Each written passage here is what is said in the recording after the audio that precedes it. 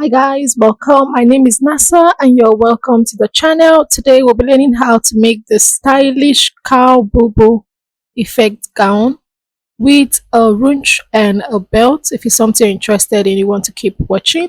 So to start off, we're going to be needing 3 yards of fabric, any lightweight fabric of your choice. So what we're going to start off is by folding this into 4. We're going to be cutting our back and the front together.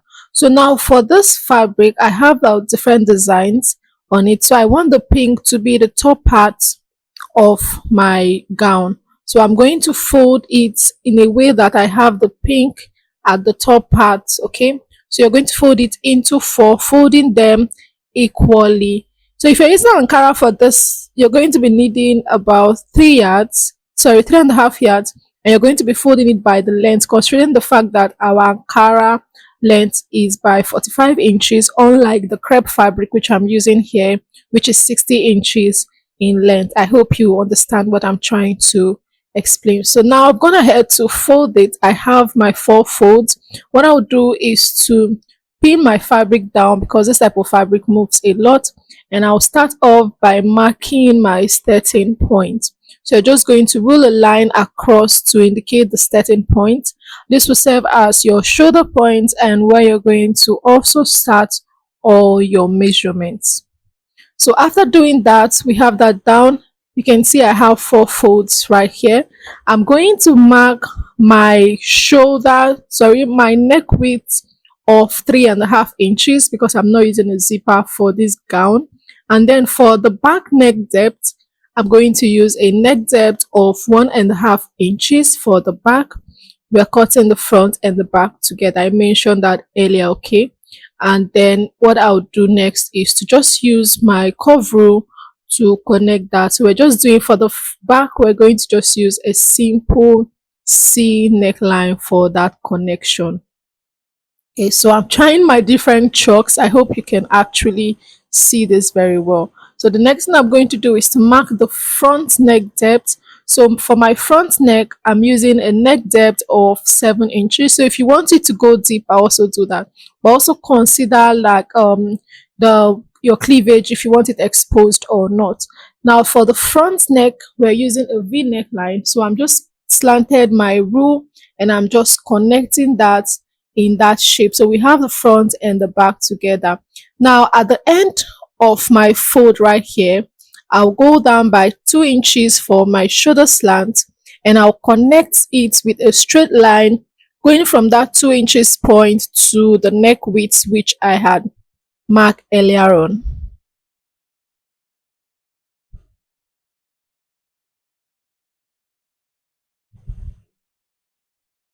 So ensure to use your rulers so that you have your measurements straight. So you can see what I have here. I have that down. Now for my sleeve opening, from that point of 2 inches, I'll go down by 10 inch for my sleeve opening. I just made a mark there and I'll go in from that point by 2 inches also to create a curve at that end. The next we want to do is to take the measurement from our shoulder to the knee point. So I'm just trying to curve this end a little bit firstly, and then I'm going to take, next thing I'm going to do is to just place my tape from the shoulder and then mark my shoulder to the knee point. That's my exact knee point, all right? And I will rule a line at that point also to indicate that point.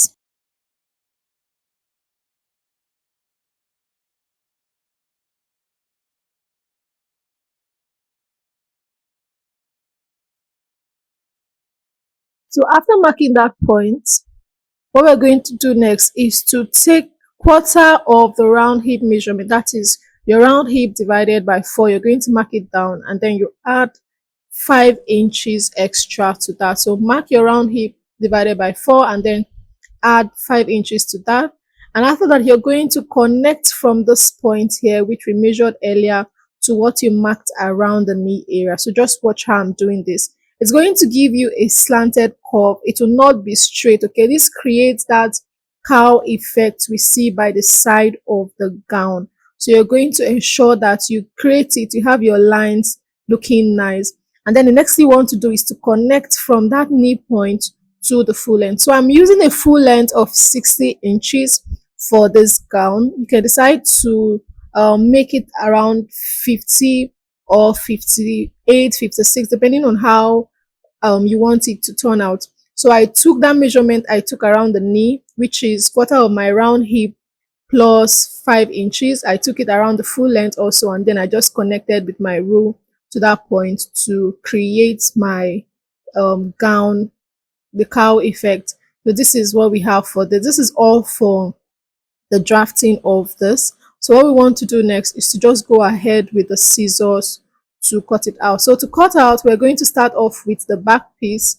We're going to cut it out around the shoulder. I added half of an inch while cutting, and then I'll go ahead to add cut out the side. So what I'm using, the 60 inches I'm using for my length, also have my hemming allowance is also included in that. Okay, so whatever you're using, ensure you have your hemming allowance included.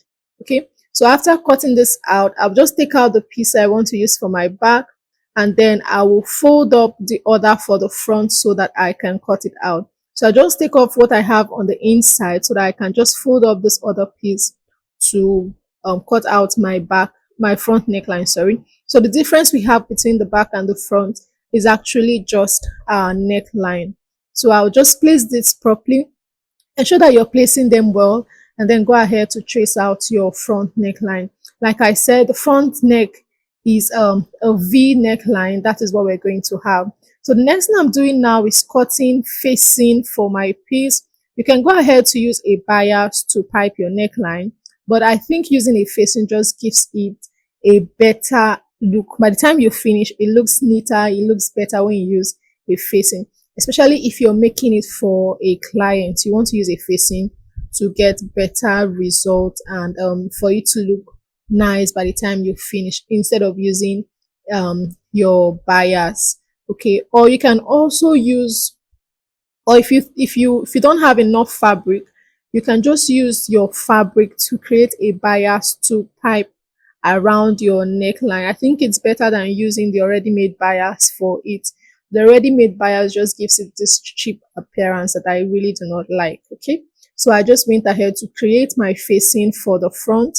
This is for the front firstly, and what I will do now is to place it around the neckline of my front, placing the right side of my facing to the right side of my front piece. I'll go ahead and stitch it down. Okay, like so. Okay, so this is what it looks like. I'll just go ahead and stitch it by half of an inch all around the neckline, and also flip it to the other side. Now for the back piece, I will also cut out a facing. If you don't have enough fabric, like I said, just cut out a piece of the fabric and use that to pipe around the neckline. I think I know it looks better than using an already made bias. So go ahead to do that. Just place your back piece on top of it. So since the part is closed, the center back and the center front is closed, while cutting, since both of them are closed, while cutting your facing, ensure that your facing is also folded and you have the close end of your back piece on the piece you also want to use for your facing. Okay, and this is for the back. I'm just going to just trace out the end. So the width of your facing should be within 1.5 to 2 inches of wideness. That's what you should have. So what I will do for the back also is to just place my facing to my back piece, right side to right side, stitch the neckline by half inch and flip. So this is what I have for the back. This is what I have after I finished doing that. I've stitched it down. I flipped it over to the wrong side, folded in the ends, and then used my hemming gum to just iron it so that it stays in place to give it a neat look. All right, so this is what the back looks like. We'll just keep the back aside. And then for the front, I have gone ahead to also turn the neckline with a facing. So you can see how neat this looks even on the inside. And I also hemmed it down with a bias. So at the edge, I've gone ahead to also fold in the edge by 1 inch, by folding half inch firstly and then another half inch. I also did the same thing to the back. And then I've gone ahead to iron my center front.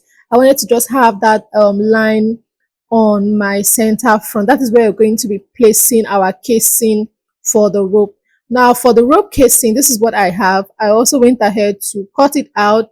I cut out a width of 3 inches, and then I folded half inch on both sides, folded the top also so that it's not looking rough, and then I ironed it again on a fold to also give me my center of this.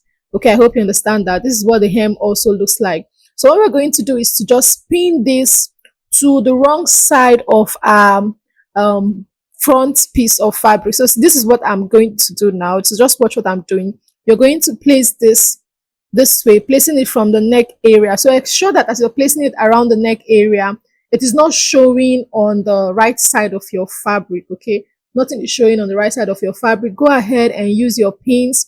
Ensure that you're placing it properly. So what I actually did while cutting this was to cut it longer than what I have for the length of where I want to place this. The reason is so that I actually prefer to have more than to have less. Okay, I actually added extra and then cut it out. So this is what I have. I have excess, so I'm going to just reduce the excess I have and then fold in the rough edge, ensure that it aligns with what I have at the hem, and pin it down. Okay, it's important for you to take note of these little things, and ensure to also hem the edges first before placing your casing for your rope, so that you don't find it difficult to insert your rope later on. So just ensure that you place this well. Ensure also that it's not extending more than your hemming area. So what I will take this to the machine to do is to stitch at the sides, stitch at the edge of the sides, okay, on both sides, and then stitch at the middle. I'll go ahead and do that. So this is what we have after I finish stitching it down. We have this secured. It's not going to be moving about, okay? Looking nice and clean. So you can see what it looks like on the right side. So ensure you're using a matching thread, one that matches the color of the fabric you're working with. So the next one to work on is our belt for the waist tightening. So what you're going to do for this is to take the measurement from your shoulder area to your half length. So take the measurement from your shoulder to your half length, and then you make a mark right there. You're going to do the same thing on both sides. Take the measurement. You can see where I'm taking my measurement from. I'm not taking it from the edge of the shoulder area. You're going to take it from that center part, and then you get to your waist area. Now you're going to mark quarter of your round waist from the center to the side on both sides of the right and the left. So go ahead and mark that. Now for the belt, I've gone ahead to cut out my belt. So what I have here for the length of my belt after folding is 28 inches. I just cut out a width of 4 inches. I closed one end, left the other end open, and then just stitched it. So what I'm going to do now is to place my belt this way. So you're going to, while stitching this, ensure that the rough edge is facing the center. Okay, so that by the time you tie it, it's not going to be showing. So the rough edge, the open ends should be facing the center. You go ahead and pin it down. So you're going to pin from that your half length point downwards, not upwards, okay, from your waist area downwards. After ensuring that you've placed them properly, what you go ahead to do is to stitch it down at those points. So use a matching thread, okay? So this is what I have after I've secured it. We have this looking nice. So the next thing we want to work on is the rope for the runch effect. So I have this. I actually made this longer also. I like doing my things excess. So I have this piece. It's as long as I want to. Now note that if you're cutting for yours to fold, you should measure the length of where you want to place it plus an extra 5 inches. Okay, at most 5 inches is okay. The reason why you need excess is so that by the time you are not runching this up, your rope is not going to get missing inside your clothes. Now for the rope, I'm going to use this to show you an example. What you need is 1.5 inches of width. You're going to start by folding the top and then folding it on both sides by half inch on both sides, and then folding it on top of it again, like folding on top of themselves again to give it just half inch by the time you finish folding. You're going to do that to the end.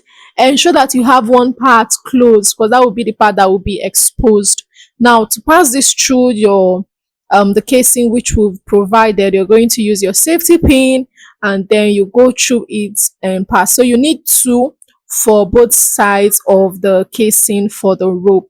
So just going to pass this. Ensure you use a safety pin to pass this so that you don't find your rope by the time you finish. Okay, and also ensure that your rope is at least 5 inches extra, okay, from what you have around that measurement. So when you finish with one, you go ahead and repeat on the other one, ensuring to just pass it and then making adjustments where necessary. You can see that after I finish, I actually had excess around the top area. That's because I wanted to cut it out. So I just made an extension outwards, and I'm going to cut it out. So when you finish passing it, you want to pin. Now for the rope, you can either pass it from the top to the base, or from the base to the top, wherever you want to draw from. So what I'm going to do is to just stitch it down. So this is what I have after I finish. I'm emphasizing on using a matching thread so that your dress comes out looking very neat and nice. Especially if you're making this for a client, you want your clients to return by the time you finish. So now we're finished with our front piece. We're going to bring in the back. We're going to align them by the shoulders, and we'll stitch the shoulders down by 1/2 inch on both sides. After stitching the shoulders by 1/2 inch, you take this and then you stitch the sides down by 1 inch. You're going to stitch both sides down by 1 inch down to the end of your piece. So this is what I have. I've stitched the shoulders, and this is what it looks like. I've also closed down the sides by 1 inch. So now what I'll do is to just flip this to the right side.